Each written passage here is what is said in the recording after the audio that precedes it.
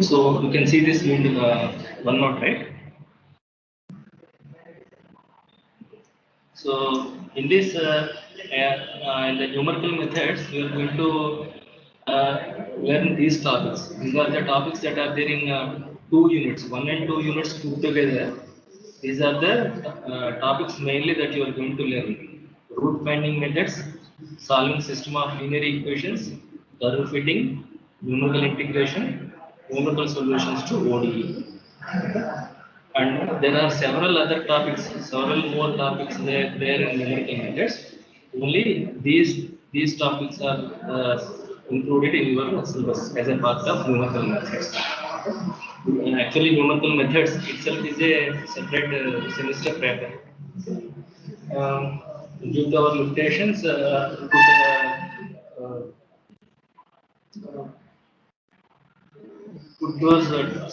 could only put only some of the topics in numerical methods in 2 units. So we introduced, we have placed only these topics. Okay, and in root finding methods, you will be learning these methods. Okay, so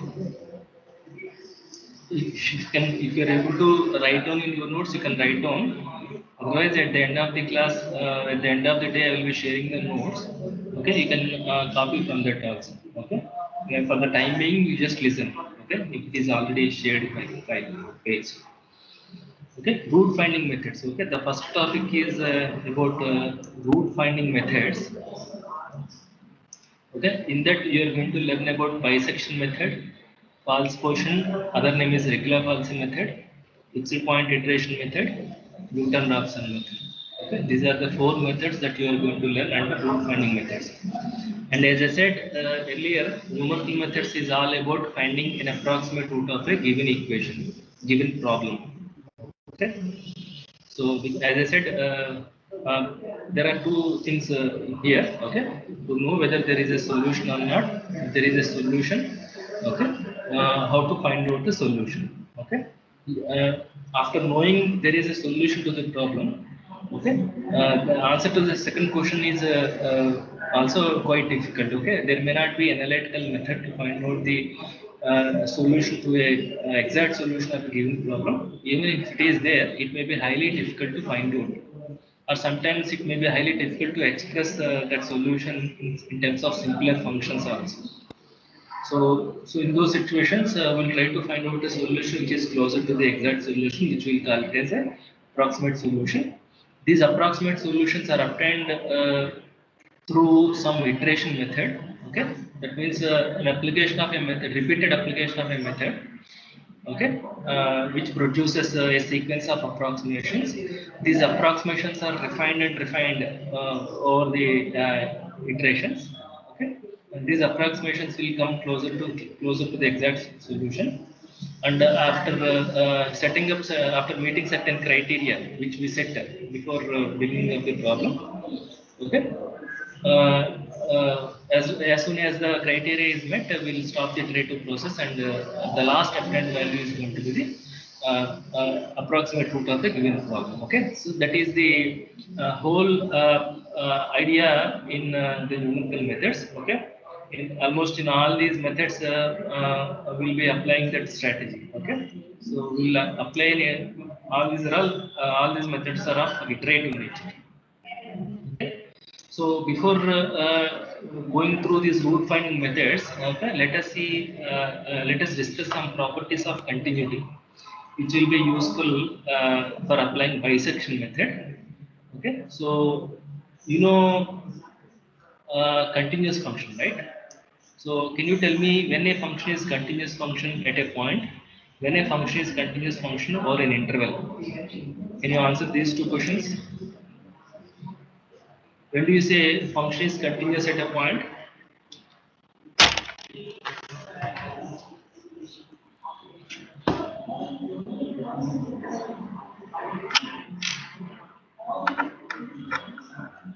Are you there?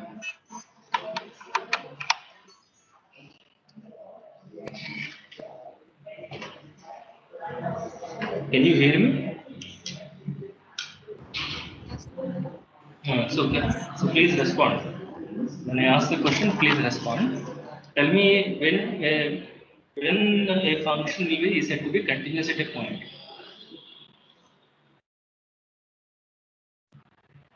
First answer this question. Answer this question.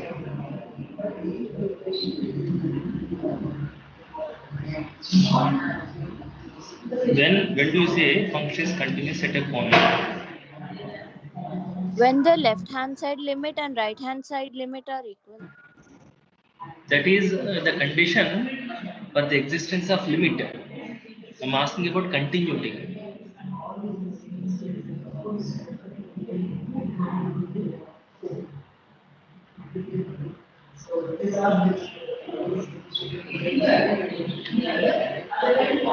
Even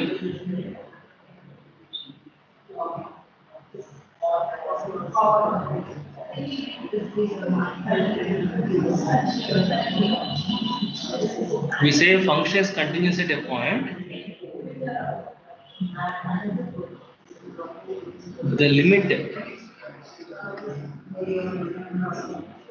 is equal to the functional value. You forgot about this? Limit should exist. When limit should exist, left limit exists, right limit exists, and both are equal. Limit should exist. That means it's a finite value. Function must be defined at the point C. Function must be defined at the point C.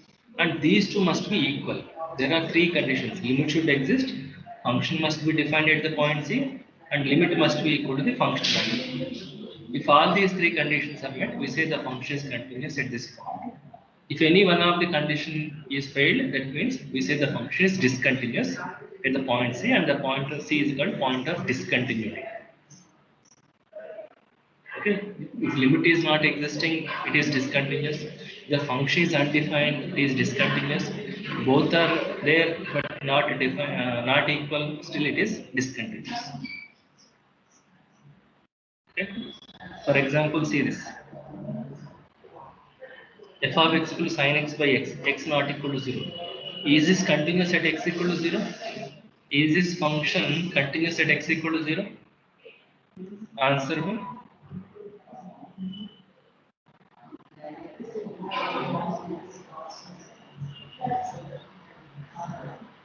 Check. No. Check this. Why it is not continuous at x equal to 0?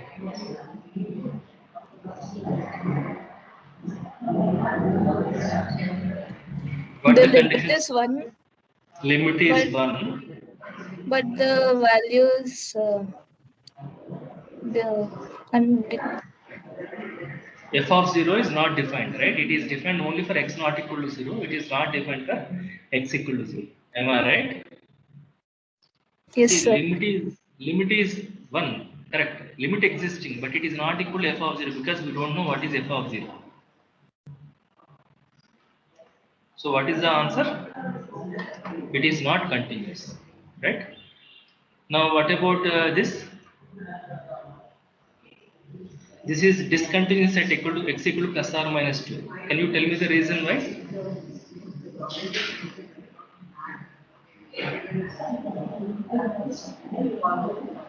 One by x square minus 4 is discontinuous at x equal to plus or minus 2.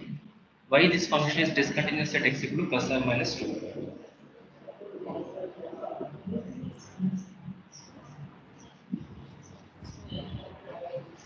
Not defined.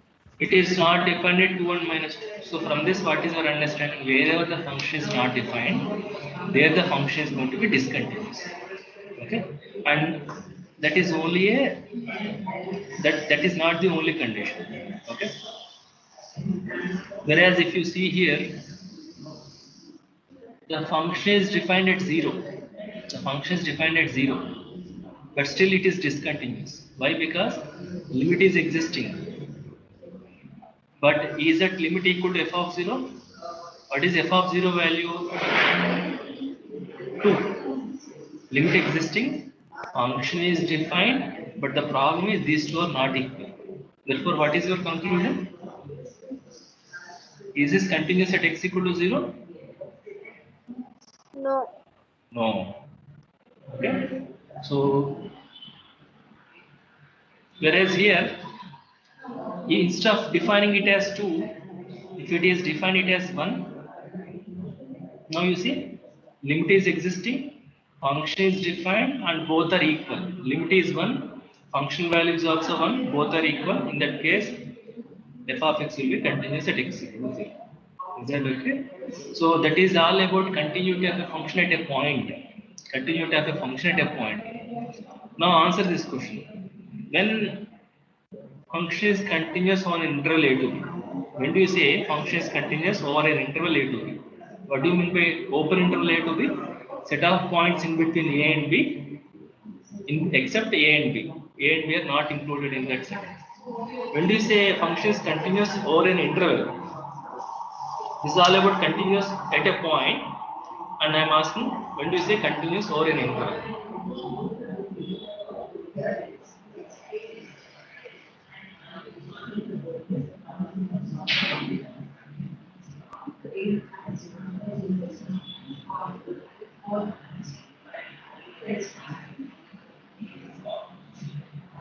Please respond. Point in the interval. Hmm? It should be defined at all the points in the interval. It should be, if I define at all points in the interval, will it be continuous? It should be continuous. It It should should be be continuous continuous. at all points. Yeah, see, it should be continuous. You can see it should be continuous at every point in between a and b. Okay. So if you want to say function is continuous for an interval, it has to be continuous at each and every point in that interval. Now tell me, when do you say a function is not continuous over an interval?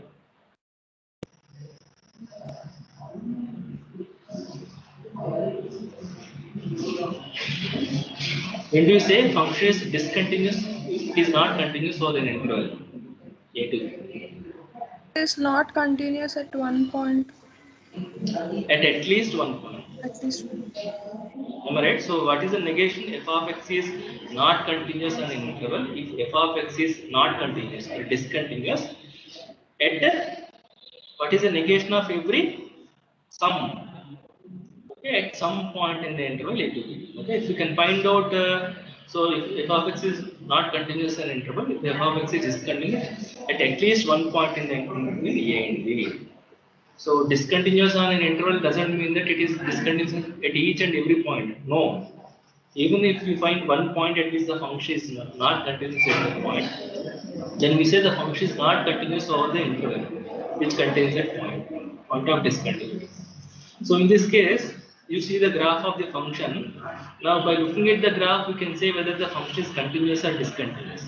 Am I right? Now can you tell me where this function is discontinuous in the interval a to b?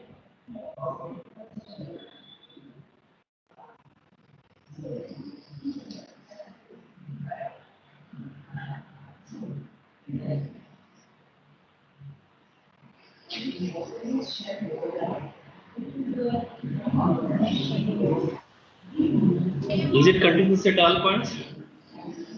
At x2 and x3, it's At not x continuous. at x2, don't say x2 x3 are not continuous. At x2 x3 f of x is not continuous. Continuity we talk about for functions, not to the points. So we say f of x is discontinuous at x2 and x3 because you can see a break in the graph. Wherever there is a break, you know where the function is having discontinuity. Okay. Therefore, is the function continuous over the interval a to b? My question, no, because No. there is a point of discontinuity in the interval a to b, therefore it is not continuous over the interval a to b. But if you see the subinterval a1 b1 like this here, is the function continuous over the subinterval a1 b1? Yes, sir. Yes, because there is no discontinuity. So the function may not be continuous over an interval, but may be continuous over a subinterval. Is it okay? Right. Now this is about open interval. What can you say about closed interval? When can you say a function is continuous over a closed interval? if you want to say a function is continuous over a closed interval, okay, it has to satisfy three conditions. One is it has to be, so what is closed interval? Closed interval is a union of Including A and B. A, open interval A to B and B, right? So the function has to be continuous over the interval A to B, and we don't know whether the function is defined left side of A and whether the function is defined right side of B. We don't know. What we know is the function is defined from A to B, where A and B are included. Therefore, okay, we put the condition that because it is defined right side of A, we will put the condition that it is right continuous, and if it is left continuous. Right continuous means what? Right limit should exist and must be equal to functional value. Left continuous means left limit should exist and should be equal to the functional value. So when it is continuous on open interval A to B, right continuous at A and left continuous at B, then we say the function is continuous over the closed interval A to B. Is that okay? So if any one condition is not satisfied, we say the function is not continuous on closed interval. Okay. Now we'll see one property of continuous function. Okay. Now let us say the function is continuous on closed interval A to B. When I say the function is continuous on closed interval A to B, the graph will not have a break. The graph of the function will not have any break. That is a basic property of continuous function. Suppose the function is having opposite signs. Suppose the function is having opposite signs at A and B. Okay, don't look at the conclusion, look at the graph. Okay, like this. Okay, the function is continuous from A to B. You can see the graph is a curve without any break, and opposite signs. That means in this case I took f of A positive, f of B negative. What is plus into negative? Positive to negative is negative. Therefore, f of A into f of B is less than 0. Okay. If that is the case, then the graph has to cross the x-axis at least one time. Do you agree? Yes. Because it is continuous, it has to start from positive and reach negative. That is possible only by passing through 0, right? So that crossing may be one time, or it may be more than one time. See, the graph may be like this also. In this case, how many times it crossed? 1, 2, 3, 4, 5. Is that okay?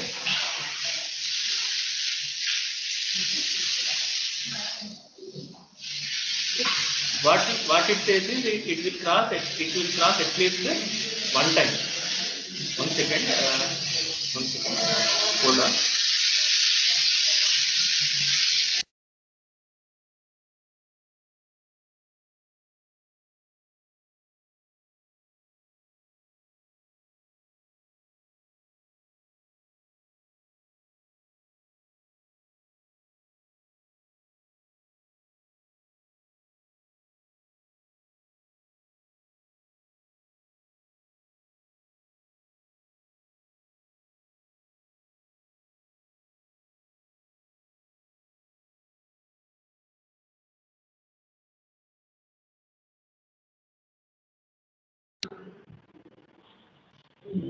Okay.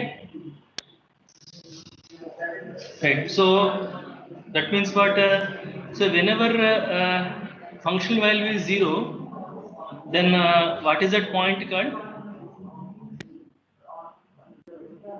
Suppose x square minus 4 equal to 0 is there. Okay. But let me say f of x equal to x square minus 4. You know f of 2 equal to 0.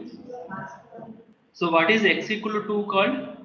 To the equation it is called root. To the equation it is called root. For the function, what is this point called? Function is continuous at 2. I agree it is continuous. I am not talking about continuity. I am talking about this. Because f of 2 is 0, x equal to 2 is called root of the equation f of x equal to 0. For the function, what is this point called? For the function x equal to 2 is called as 0. For the function x equal to 2 is called 0. For the equation x equal to 2 is called a root. Equations will have roots. Functions will have zeros. X equal to c, because f of c equal to 0, x equal to c is a root of f of x equal to 0. Whereas if I take only f of x equal to c is called 0. Is this point understood?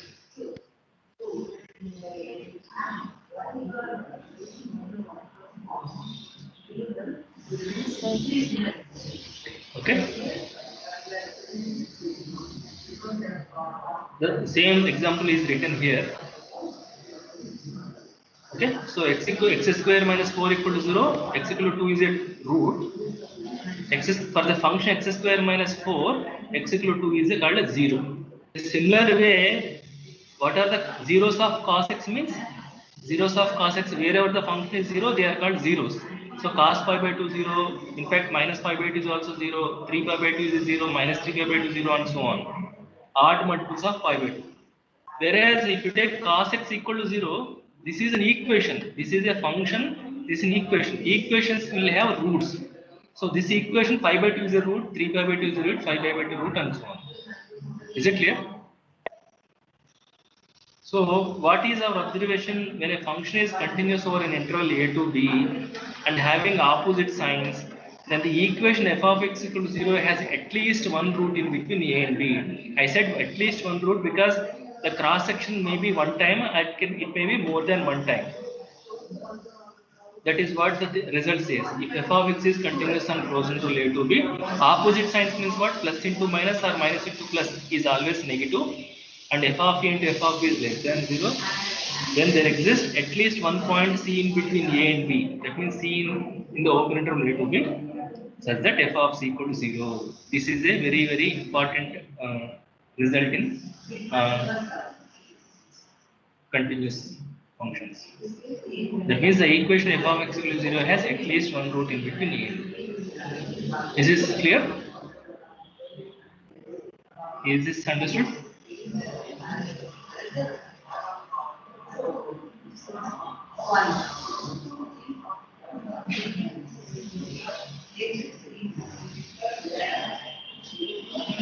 And shall I proceed?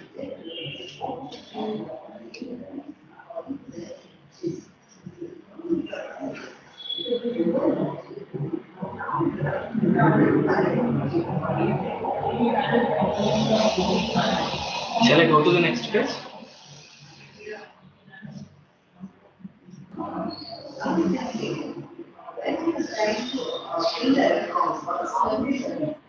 Okay. And this need not be the case when both are having same sign. See this case. If f of a is positive and f of b is positive, the curve may be joining like this. And f of a is positive and f of b is also positive, the curve may be joining like this. In this case, there is no root of the equation f of x equal to 0. In this case, there are two roots of the equation f of x equal to 0. That means if f of a into f of b is positive, there is no guarantee that if the equation f of x equal to 0 has a root in between a and b. There may be a situation like this. Do you understand? Yes, sir. So when the function is having same sign at the endpoints of the interval, there may be a root, there may not be a root. We cannot guaranteely say. We are not sure about the existence of root of the equation f of x equal to 0. We are very much sure about it only when f of a into f of b is less than 0. That is going to be the starting criteria for applying bisection method. Okay. So that is what is written in the note here. See, when f of a into f of b is greater than 0, does not imply, need not imply that the equation f of x equal to 0 has a root in between a and b. Though the function is continuous function, it does not give any guarantee of the existence of the root of the equation f of x equal to 0 in the interval a2. Okay.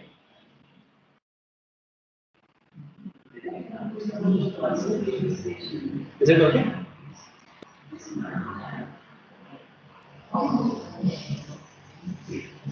Shall I proceed? Yes, sir. Now, we are considering functions of single variable. See here, f of x. I have been talking about f of x.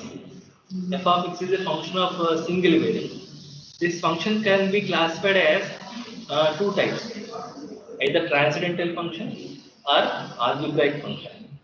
So, correspondingly, the equation f of x equal to 0 is called algebraic equation or transcendental equation, depending on the nature of the function f of x. If f of x is a transcendental function, then the equation is called transcendental equation. If f of x is an algebraic function, then the equation is called algebraic equation. Okay. So, what are transcendental functions? Transcendental functions are nothing but functions involving exponentials, logarithmic, trigonometric, hyperbolic, inverse trigonometric. All those functions are called transcendental functions. And equations involving those transcendental functions are called transcendental equations. Okay? And any function other than transcendental function is said to be algebraic function. And the corresponding equation is called algebraic equation. And every polynomial equation is an algebraic equation. And an algebraic equation may be of this form also, something like root plus 4, okay, equal to 6, like this. So these are all some examples of algebraic equations. These are all some examples of transcendental equations. Okay. Now, what is our objective? Our objective is to find out a real root of the equation f of x equal to 0. Okay. So you will be given an equation of single variable. You will be given an equation of single variable. You are asked to find out a real root of the equation. Remember, equation can have several roots. Those roots may be real or complex. There can be several real roots. We are not trying to find out all the roots using this method. This, okay, we are trying to find out one root. We are trying to find out one real root of the equation. That is our object. For that, we are going to discuss various methods. Shall I proceed?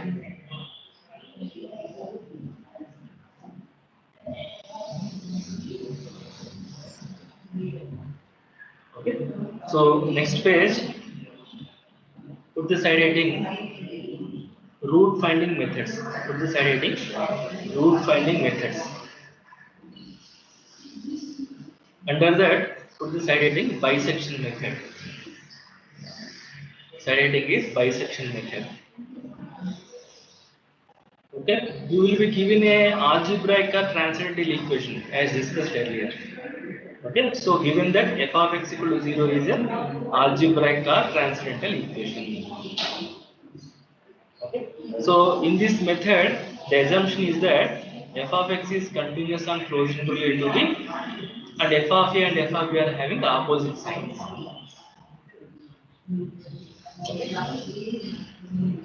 So our objective is to find out a real root of this equation.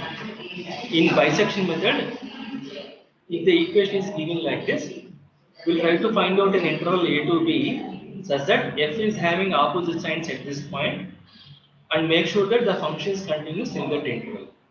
What is the advantage in assuming like this?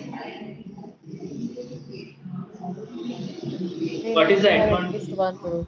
Will be very much sure that there is at least one root of the equation, one real root of the equation in between a and b. That is what the property of continuity says. So you see, let us say this is the graph of the function in between a and b. Okay, so wherever I am pointing it, you look at only those points. Don't see the other information. Okay, so wherever I am pointing it, you concentrate only on that. Okay. So assume that this is the graph of the function which is defined on the interval a to b. Okay, because it is continuous, it is a curve without any break. Okay, and because f of a is positive and f of b is negative, okay, there will be a root in between a and b. We assume that the graph is like this, and the graph is intersecting the x-axis at this point. Let us say C. Therefore, what is C called? To the equation f of x equal to 0, what is the C called? Root. In fact, it is called exact root. C is the exact root of the equation, because this is where the function is 0. Is that okay? But we don't know what is this. We don't know this root. We don't know. We have to find out a value closer to this root. That means we want to find out an approximate root of this equation. Okay. So for this, we are going to apply a procedure. Initially, listen carefully. Initially, I am calling this A as A0. B is called as B0. This A0, B0 is called initial interval. So I'm setting up an initial interval as A0, B0. I know that f of A0 is positive, f of B0 is positive, negative. Okay. Now we are trying to find out a sequence of approximations to the root of the equations. Okay. My first approximate root is the midpoint of the interval. What is the midpoint formula? Midpoint is A0 plus B0 by 2.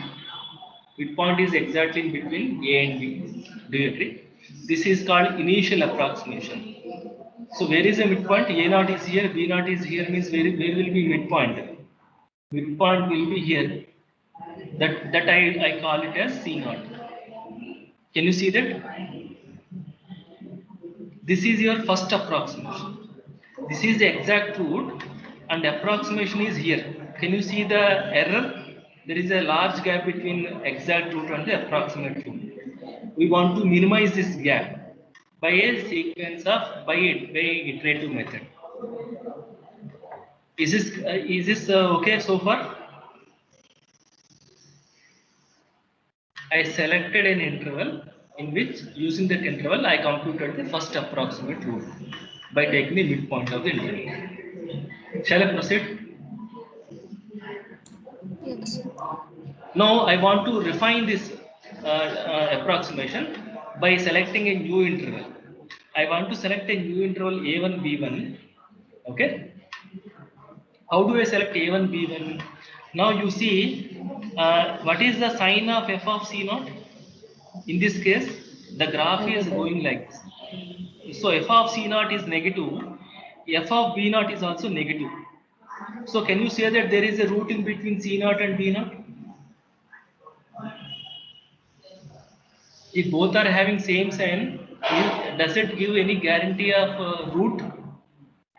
Root may be there or may not be there, sir. So we are not sure. Okay, but see here, f of C0 is negative, f of A0 is positive, and you know the function is continuous over A0 to B0. Therefore, it will be continuous from A0 to C0 also, because A0 C0 is just a subinterval of A0 B0. So f of x is continuous from A0 C0 and having opposite signs at A0 and C0. Therefore, do you say that the equation will have a root in between A0 and C0? Yes, sir. Yes. Therefore, for the next iteration, A0 C0 is going to be the new interval. Is it okay? So for the next iteration, I am renaming this A0 as A1. I am renaming the C0 as B1. So what is my new interval? My new interval is A1, B1. A1 is nothing but A0 only. I just renamed it. What is B1? B1 is nothing but the midpoint, C0. That means I omitted the right half interval. The left half interval, I am calling it as a new interval, which I am calling it as A1, B1. Is that fine?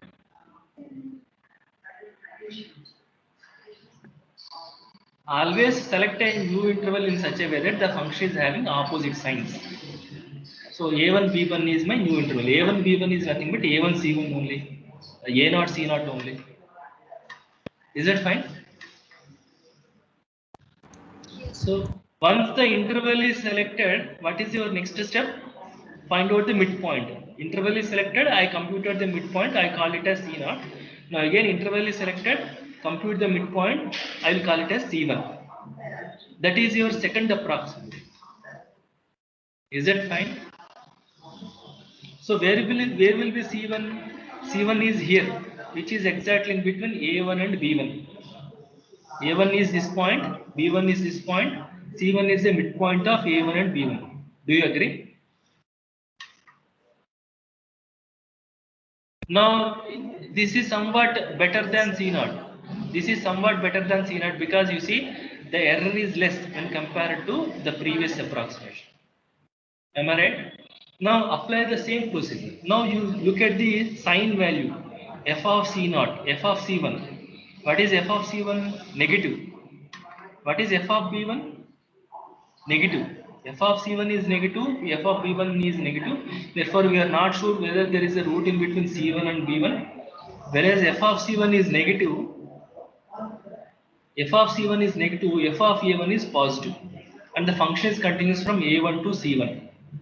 Therefore, definitely there is a root in between A1 and C1. Do you agree? So this is going to be the interval for the next iteration. So I will call this A1 as A2. I will rename this C1 as B2. So what is my new interval? My new interval is A2 B2, where A2 is nothing but A1, B2 is nothing but C1. Can you see that? For the next iteration, my new interval is A2 B2. Once the interval is selected, your next task is to find out the midpoint of the new interval. Midpoint is again C2, which is A2 plus B2 by 2. That is going to be your third approximation. Where is C2? C2 is here, which is the midpoint of A2 and B2.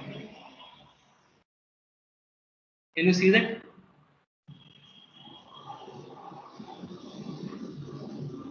Okay. Now compute f of C2. What is f of C2 in this case? F of C2 is positive and f of A2 is positive. F of A2 is also positive. F of A2 positive, f of C2 also positive. Therefore, we are not sure whether there is a root in between A2 and C2. But you see f of C2 is positive and f of B2 is negative. F of B2 is negative. And the function is continuous from C2 to B2. Therefore, definitely there is a root in between C2 and B2. Therefore, I am going to select this as a new interval. So I will call C2 as A3, B2 as B3. So what is my new interval? A3, B3, where A3 is nothing but C2, A3 is nothing but C2. Now I selected right half, and B3 is nothing but B2. Okay. Then again compute the midpoint. So you keep on applying this procedure till your sequence of approximations are sufficiently closer to the exact root. Can you see that C1, C0, C1, C2, C3, C4, C5, C6, C7, C8, C9? Can you see that the sequence is getting very much closer to C exact root?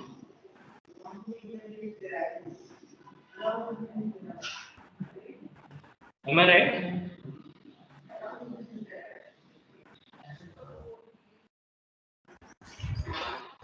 And this process guarantees the convergence of the sequence, because every time we are selecting the interval in such a way that it definitely contains a root.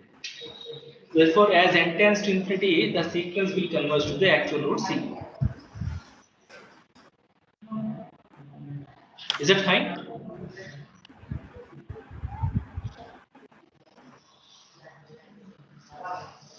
Okay.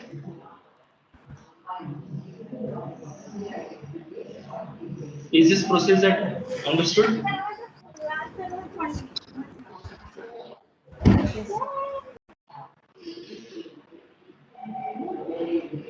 Shall I go to the next part? Yes, sir. Right. So, what is the algorithm for bisection method? Initially, this is the initial setup, right? You find out A and B, you find out two numbers such that they are having opposite signs. After finding two numbers A and B such that they are having opposite signs, assign A to A0, assign B to B0. Assign A to A0 and assign B to B0. Okay? Now compute the midpoint of the interval which is A naught plus B naught by 2. This is your initial approximation. Okay. So once you find out C naught, there are only three cases for f of C naught. F of C naught may be 0, f of C naught may be positive, f of C naught may be negative. If f of C naught is 0, then what? Tell me. Sir, if a function is given, how do we decide what is a comma b? Yeah, you have to randomly give some values A and B. Okay, you that is a trial and error. Okay, you substitute some values. Okay, and identify the signs of the function value. You find out the two values whose signs are opposite.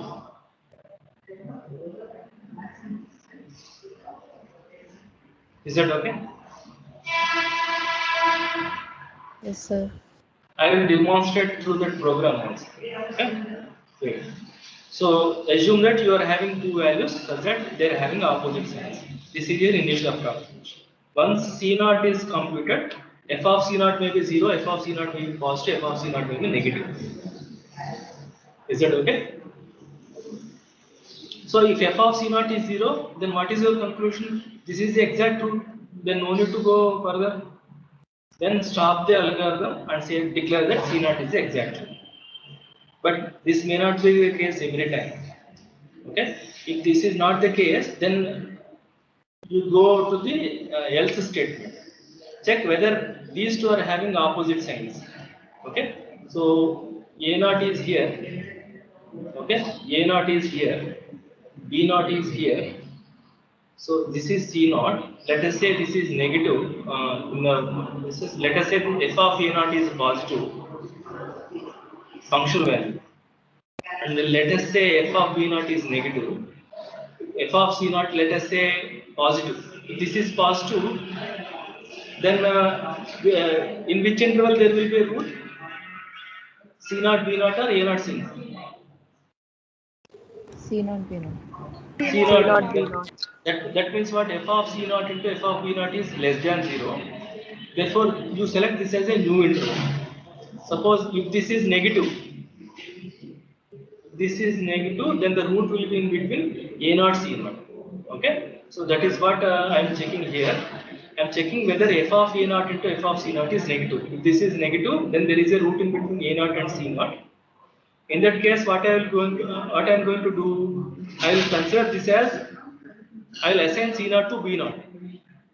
That means my new interval is again A naught, B naught. I reassigned B naught with the C naught. Because in the programming, we don't keep on taking new variables, right? A1, B1, A2, B2, A3, B3. We don't create n number of variables.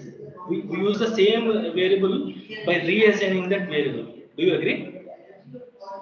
This is where the methodology is slightly different with programming.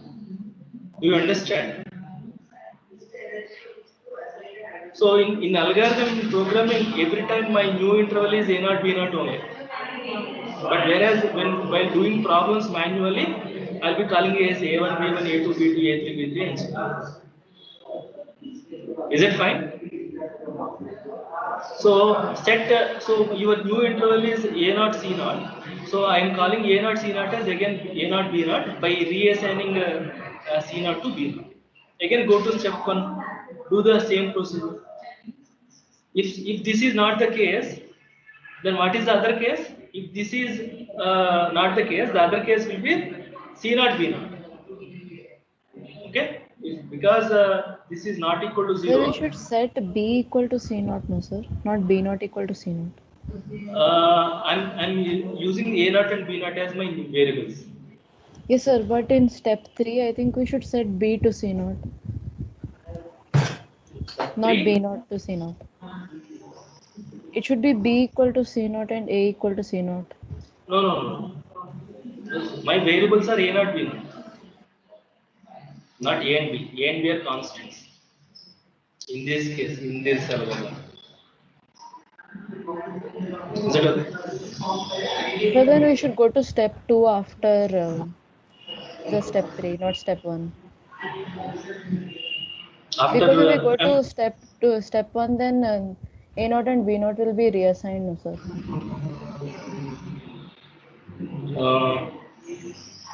Yeah, fine. So it has to be step 2, correct? I agree. Right. So go to step 2. So once the interval is selected, again go to step 2 and repeat the same process. I agree with you. Okay. And if this is not the case, then if it is A0 C0 is not the interval, then C0 B0 will be the new interval. In that case, assign C0 to A0. Okay, and go to the step 2. Step 2 is used to generate the sequence of approximations. Step 3 is used to select the interval. And this is the initial step. Is that fine?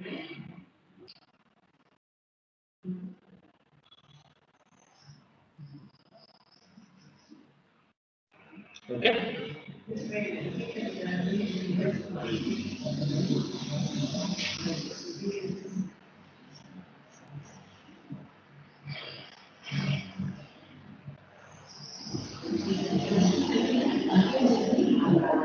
I will write here step 4.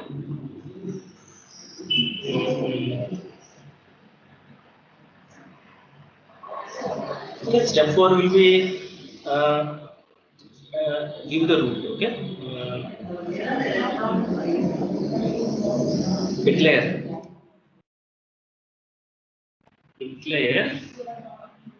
C0 as a root. Here root means it may be exact root or approximate root. Okay, for x equal to 0. Okay, so exact root and go to step 4. Go to step 4. Okay, and here you will check some convergence criteria. Okay, stopping criteria. Okay, so after first iteration, okay, so you will check some stopping criteria. If that stopping criteria is satisfied, you will directly go to step 4. Okay, that stopping criteria. You can set here in step 3, or you can write that stopping criteria in step 3, or you can write the stopping criteria in step 2. Okay, check the stopping criteria.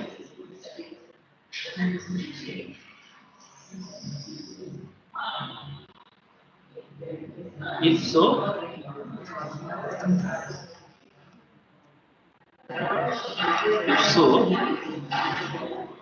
go to step 4. Else,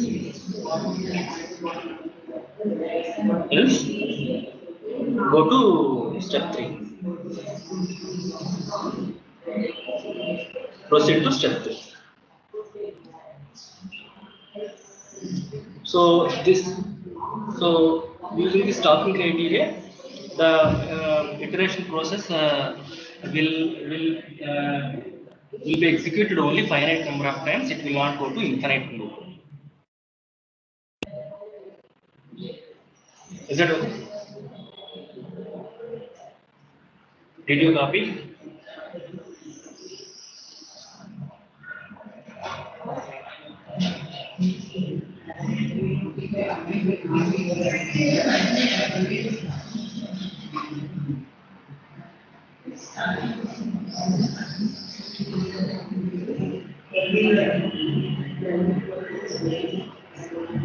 Shall I proceed?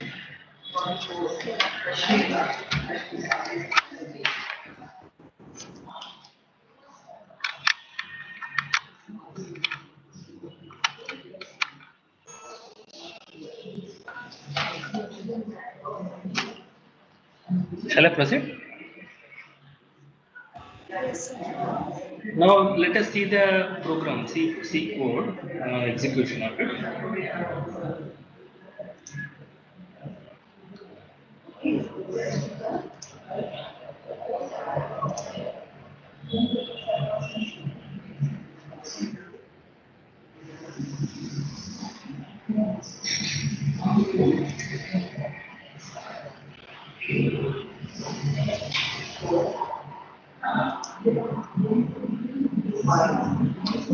Now,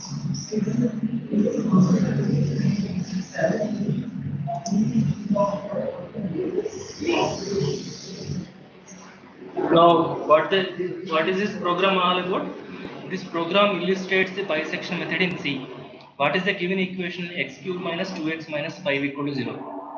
So this is a cubic equation. How many roots will be there? 3. 3 roots. Okay. So we are not trying to find out all the 3 roots. We are trying to find out one root, one real root. Okay. So what is my starting point? I need to select 2 numbers such that the functions having opposite signs. Okay. So for that, I'm giving some. I'm finding those 2 numbers. Okay, by inputting some values randomly. A1 means lower bound of the interval, B1 means upper bound of the interval. In this algorithm, I did not start with A0, B0, I started with A1, B1. A1, B1 is going to be the initial interval, whereas in this I have written A0, B0 is an initial interval. That is the only change. So can you tell me some numbers for initial interval?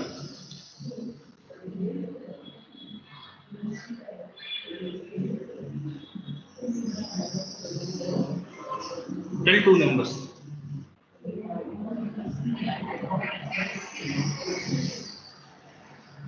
Are you there? 0, 3. So lower bound is 0, upper bound is 3.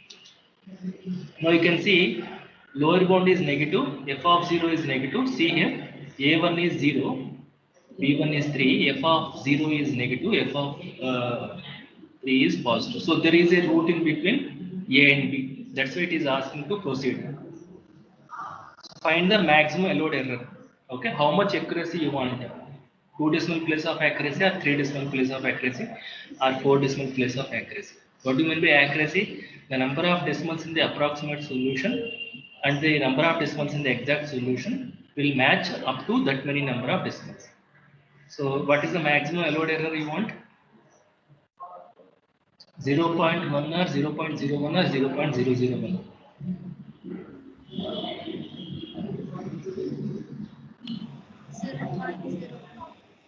0.01. That means you want 2 decimal place of accuracy. Okay. So we will create a sequence of approximations.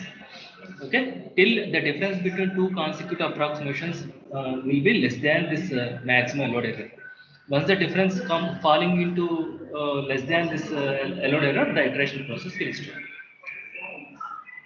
See here, what is my initial interval? 0, 3. A1 is 0, B1 is 3. What is the midpoint of A1, B1? 1.5. Okay. Now, if you compute f of 1.5, f of 3, these two will have opposite signs. So for the next iteration, these two are falling as a new interval. 1.5 of 3 is going to be the new interval. What is the midpoint of this new interval? 2.25. Again, you compute the functional values. Okay. Then you will observe that 1.5 and 2.25 are having opposite signs. So you will be selecting this as a new interval. 1.5 and 2.25 is a new interval. Again, find the midpoint of these two values. That is 1.875. And when you compute the function values of this, you will observe that 1.875 and 2.25 are having opposite signs. Function is having opposite signs at these 2 points. Therefore, that is your new interval. 1.875 and 2.2. Again, find out the midpoint of these two. So like this, you will be getting a sequence of approximations like C1, C2, C3, and so on. And this iteration is stopped at the after the 9th step. Why? Because after every iteration, it keeps on finding the consecutive successive differences. It will find out C2 minus C1, modulus of C2 minus C1. That difference is more than 0.01. Therefore, the iteration continued. Again, it computed the differences. Again, it is more. So like this, the program is keep on running till the successive differences is less than 0.01. If you find out the successive difference of these two approximations, you will notice that is less than 0.01. So which is satisfied by as a stopping criteria in the algorithm. Therefore, the last obtained value is declared as the approximate root of the given equation. Is that clear? So this is what we are going to do manually in the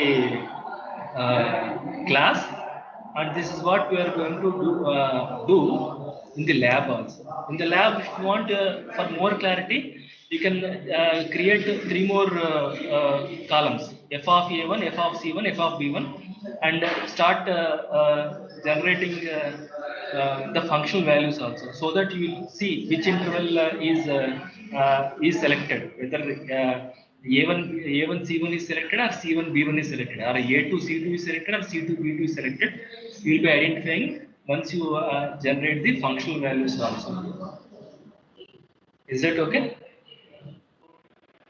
So we'll be doing a program for it in the lab, computational mathematics lab, as a second program. In the next class, we'll be doing problems based on bisection method.